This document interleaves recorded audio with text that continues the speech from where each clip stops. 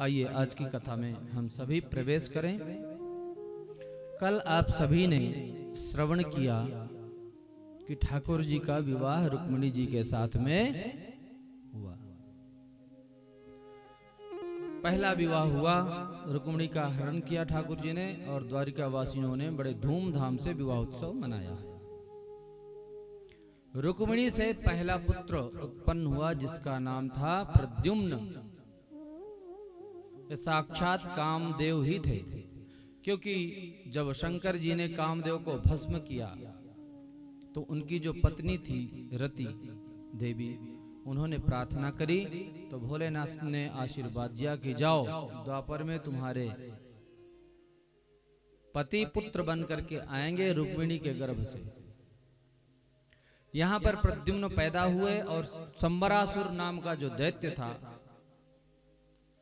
वो प्रद्युम्न का हरण कर लिया और ले जाकर के समुद्र में फेंक दिया।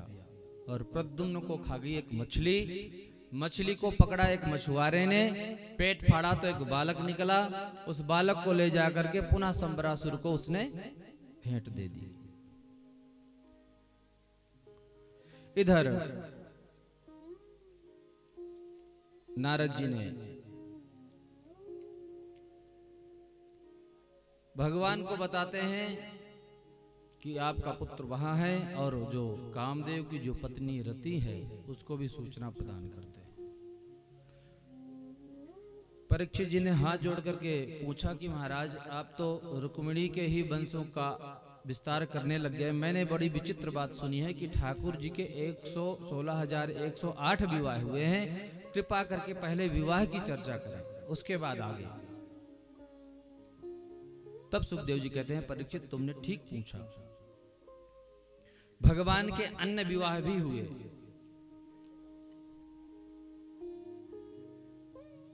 एक सत्राजित नाम का राजा है, उसके पास एक ऐसी मणि है जो 8 भार स्वर्ण प्रतिदिन देती है।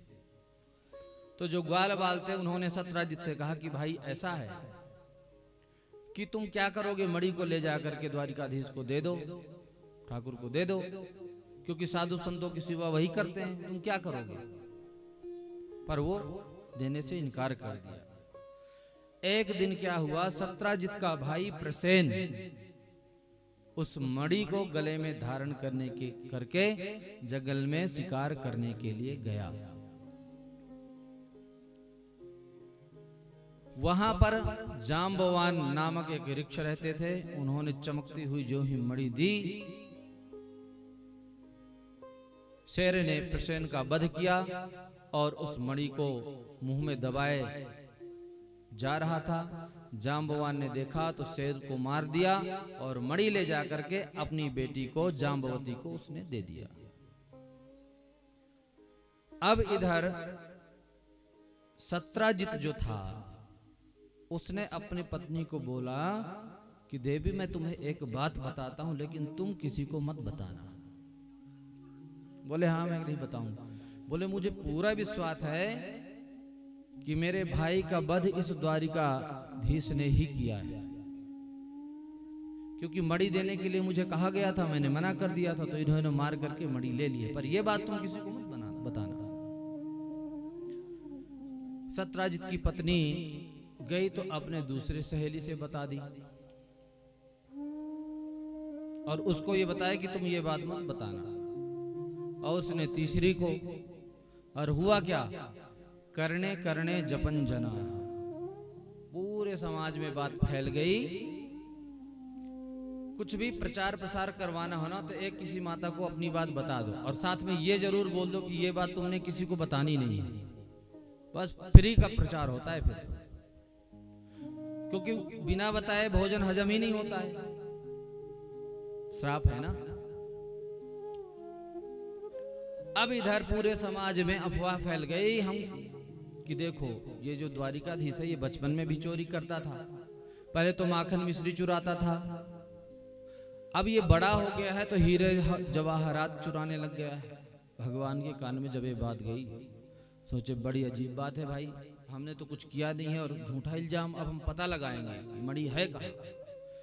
भगवान खोज करते करते जंगल में गए तो देखे कि एक शेर मरा पड़ा है,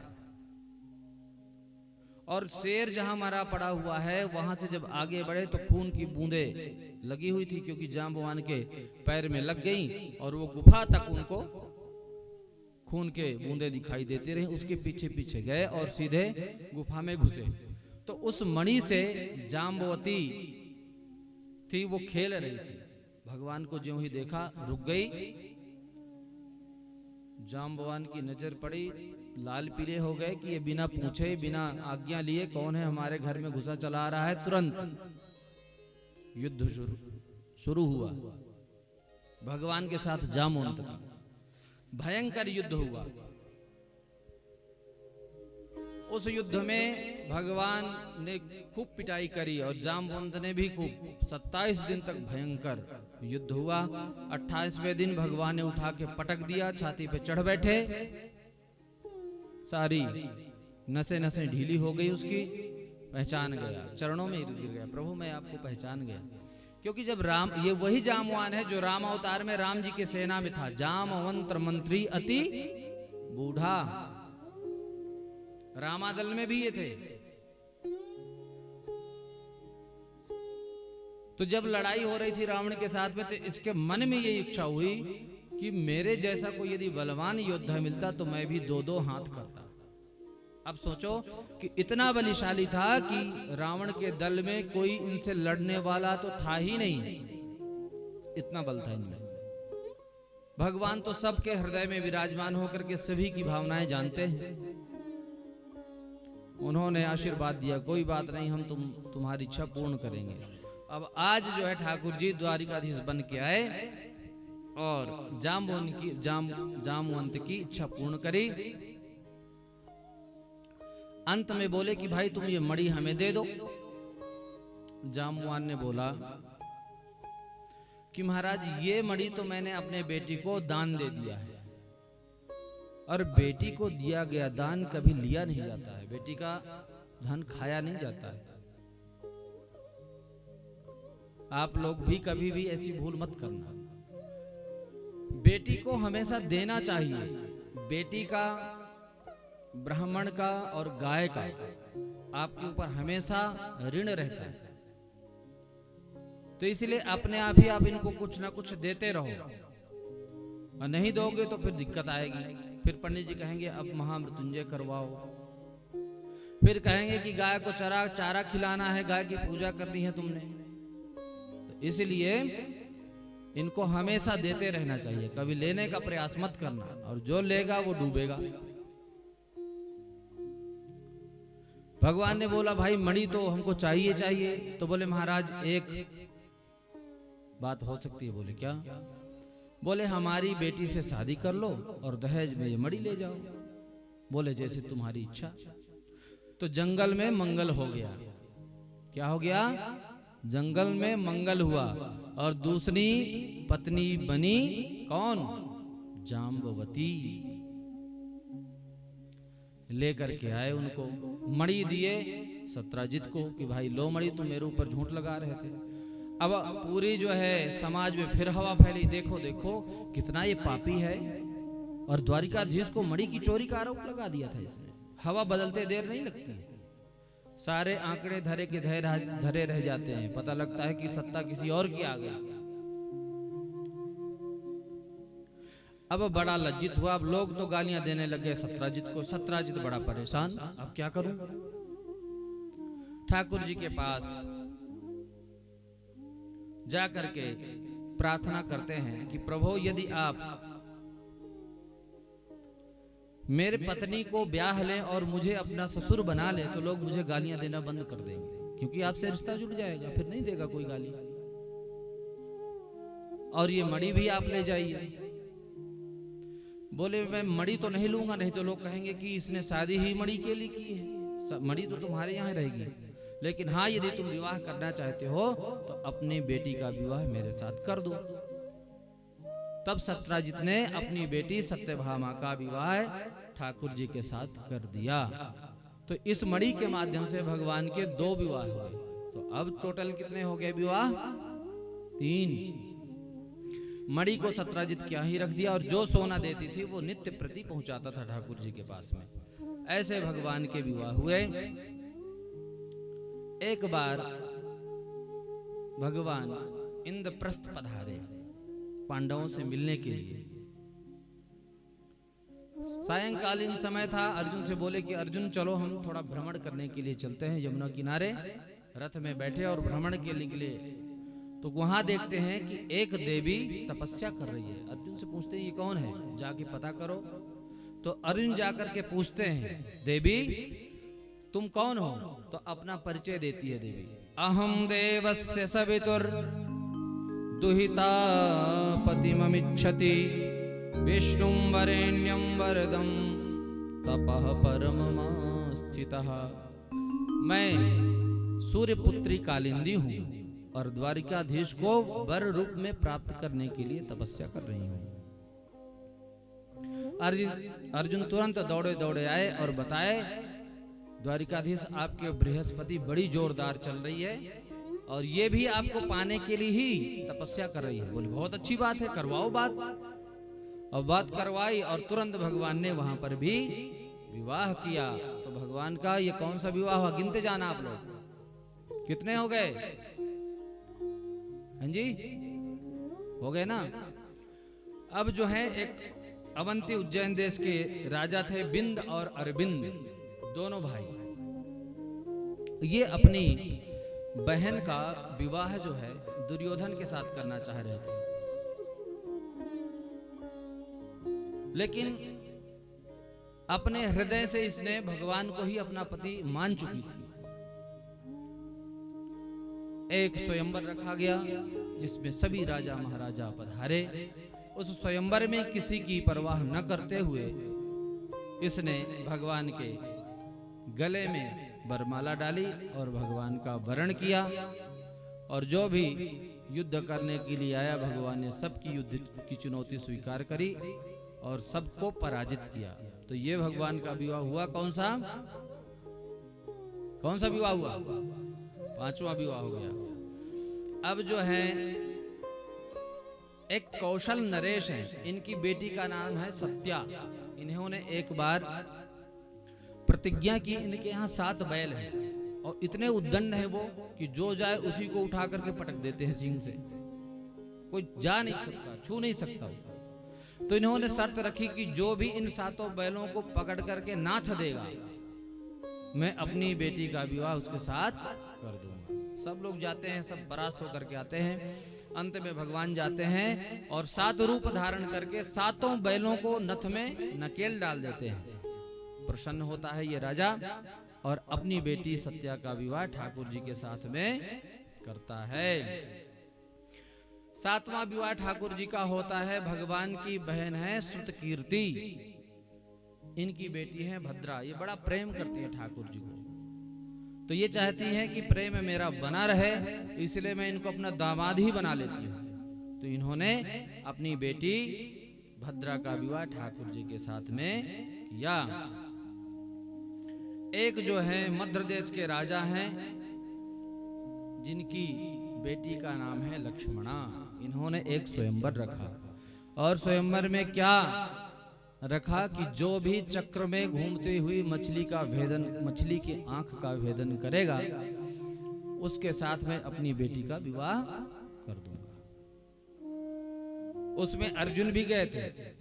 अर्जुन ने भी लक्ष्य भेदने का प्रयास किया, तो अर्जुन ने जब जल में देख करके बाण को मारा तो मछली की आंख में नहीं लगा। मछली में तो लगा पर मछली की आंख में नहीं लगा। भगवान ने लक्ष्य भेदन किया, मछली के आंख में बाण मारा और लक्ष्मणा के साथ विवाह हुआ। कितने हो गए? 8 हो गए। सुखदेव जी कहते हैं परीक्षित ये जो है भगवान की 8 पटरानियां थी, लेकिन इसके अलावा 16,100 और पत्नियां थीं। बोले महाराज ये कैसे? बोले एक बार की बात है, एक भौमासुर नाम का एक राक्षस रहता था। भूमि से उत्पन्न हुआ इसलिए इसका नाम पड़ा भौमासुर। वैसे इसका नाम था नरकासुर। ये जिस भी राजा के ऊपर चढ़ाई करता, परास्त करता, उनकी बेटियों का हरण करके ले आता। इसने लक्ष्य रखा था कि जब 20,000 कन्याएं मेरे राज कोष में हो जाएंगी तो मैं उनके साथ विवाह करूंगा। संयोग से 16,100 कन्याएं एकत्रित कर चुका था। भगवान को सूचना मिली, भगवान तुरंत भौमासुर की नगरी में पधारे। वहां जो मुर नाम का एक दैत्य था जो वहां पर उस नगर की रक्षा करता था, भगवान ने उसको परास्त किया। तो भगवान का नाम पड़ गया मुरारी। मुरारी नाम पड़ा इनका, भगवान का। मुरा नाम के जो दैत्य का वध किया तो इनका नाम पड़ गया मुरारी। भगवान ने भौमासुर का वध किया। वध करने के बाद जो 16,100 कन्याएं थी उनको मुक्त किया। मुक्त होते ही उन्होंने हाथ जोड़कर किया, प्रार्थना की कि प्रभु अब हम कहां जाएं? घर में जाएंगे तो हमें कोई रखेगा नहीं, बाहर जाएं तो कोई हमसे शादी करेगा नहीं, क्योंकि हम राजा के कारागार में रह करके आई हैं। अब हमारे पास कोई रास्ता नहीं बचता है सिर्फ आत्महत्या के अलावा। भगवान ने बोला, देवियों ऐसी बात नहीं है, इसका कोई नहीं होता है, उसका मैं होता हूं।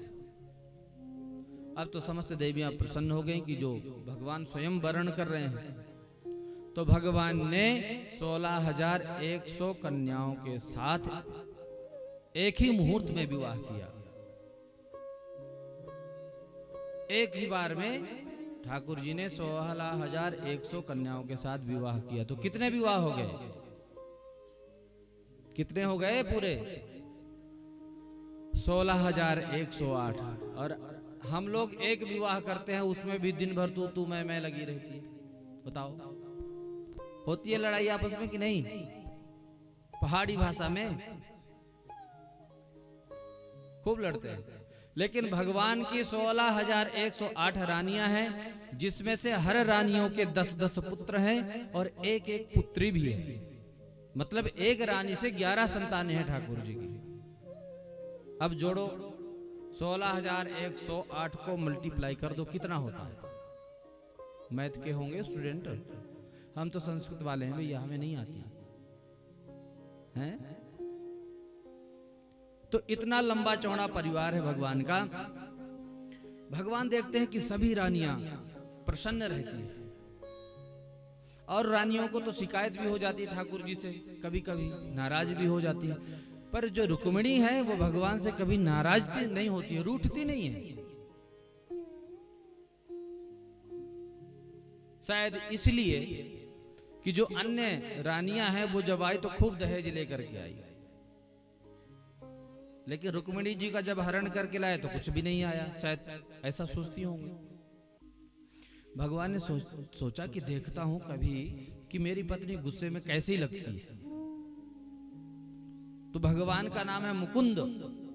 मुखे कुंद समहासा असौ मुकुंदः।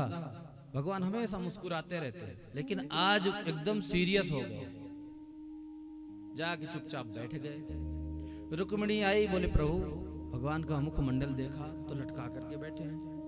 अब सोचने लग गई बेचारी कि न जाने मुझसे कौन सा अपराध हो गया, कौन सी गलती हो गई होगी कि आज इनके मुख मलिन है, चिंतित हैं, लेकिन कुछ बोले नहीं। रुक्मिणी ने प्रार्थना किया, भगवान क्या मुझसे कोई अपराध हो गया है? बोले हाँ अपराध तुमसे हुआ है। अब और बेचारी परेशान। बोले तुमसे सबसे बड़ा अपराध तो यही हुआ है कि तुमने मुझसे विवाह किया क्या सोच करके? मेरी न तो कोई शकल अच्छी है, काला कलूटा मुझे लोग कहते हैं। तुमने शायद सोचा होगा कि मैं बहुत बड़ा योद्धा वीर हूं, तो ऐसा भी नहीं है। मैं तो रणछोड़ कहलाता हूं, मैं तो मैदान छोड़ के भाग लेता हूं।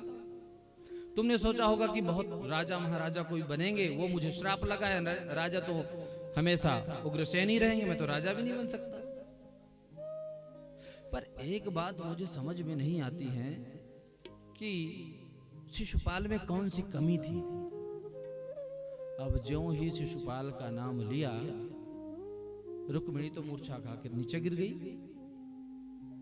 भगवान तुरंत अपने चतुर्भुज रूप में आते हैं और रुक्मिणी को उठाते हैं, 2 हाथ से उठाते हैं, एक हाथ से जल का छींटा देते हैं, एक हाथ से बाल को सहलाते हैं। रुक्मिणी की जब मूर्छा टूटती है तो भगवान के समस्त एक एक प्रश्नों का उत्तर देते हैं। आपने कहा कि आपका कोई स्वरूप नहीं है, आप काले कलूटे हैं, तो ठीक ही कहा है आपने।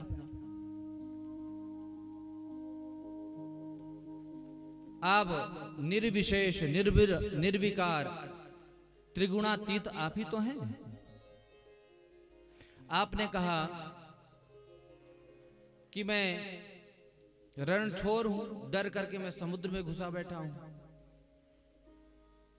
तो सही तो आप कहते हैं, जहां काम, क्रोध, मद, लोभ आदि विकार होते हैं वहां तो आप वैसे नहीं बैठते हैं। आप तो हृदय, भक्तों के हृदय में जाकर के विराजमान हो जाते हैं, जहां पर भक्ति महारानी साथ में होती है। तो या हूतस्तु भगवान याति नीच गृहेश्वरी। जितने प्रश्न रुक्मिणी ने किए उन समस्त प्रश्नों के उत्तर ठाकुर जी को, जितने प्रश्न ठाकुर जी ने रुक्मिणी से किए वो समस्त प्रश्नों के उत्तर ठाकुर जी को रुक्मिणी दे रही है। भगवान बोले कि तुम छोटी सी बात में तुम मूर्छित हो गई। अरे गृहस्थों का तो ये धर्म है कि बाहर की इतनी समस्याएं झेलने के बाद, मन अशांत होने के बाद जब अपने घर में आता है और पत्नी के साथ में मजाक करता, हास्य परिहास करता है, तो सारे दिन की जो थकावट होती है वो खत्म हो जाती है, जो चिंताएं होती है वो समाप्त हो जाती है। अयम ही परमो लाभो गृहेषु गृह मेधिना। ये गृहस्थ धर्म का सबसे बढ़िया फायदा है।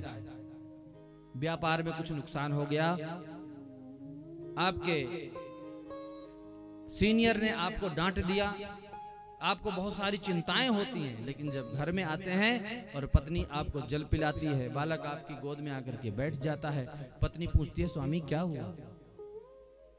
हास्य परिहास जब करते हैं तो समस्त चिंताएं आपकी समाप्त हो जाती हैं। यही तो इसका फायदा है।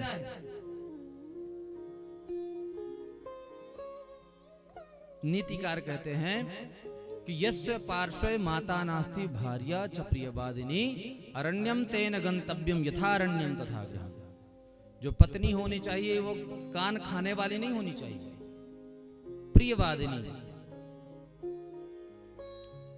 और यदि ऐसी नहीं है तो उसको फिर व्यक्ति को तो जंगल ही चले जाना चाहिए। यथारण्यम तथा गृहम्, क्योंकि यहां भी बेचारे को अकेले ही रहना, या तो उसकी सुनो, और जंगल में भी वैसे ही रहना। तो यहाँ पर ठाकुर जी से सब लोग पूछते हैं। यहाँ रुक्मिणी ने भी बोला कि आप काले नहीं जगत के उजाले हैं। यशोदा मैया ने एक बार पूछ दिया कि लाला तू ये बता काला क्यों हो गया तू? मैं भी गोरी हूं, तेरे बाबा भी गोरे हैं, तू काला क्यों हो गया? गोपियां पूछती हैं तू काला क्यों है? सब लोग पूछते हैं। तो भगवान सबको अलग अलग उत्तर देते हैं इस भजन में। आइए आप सभी उत्तर सुने ठाकुर जी को किस किस को क्या क्या उत्तर दे रहे हैं।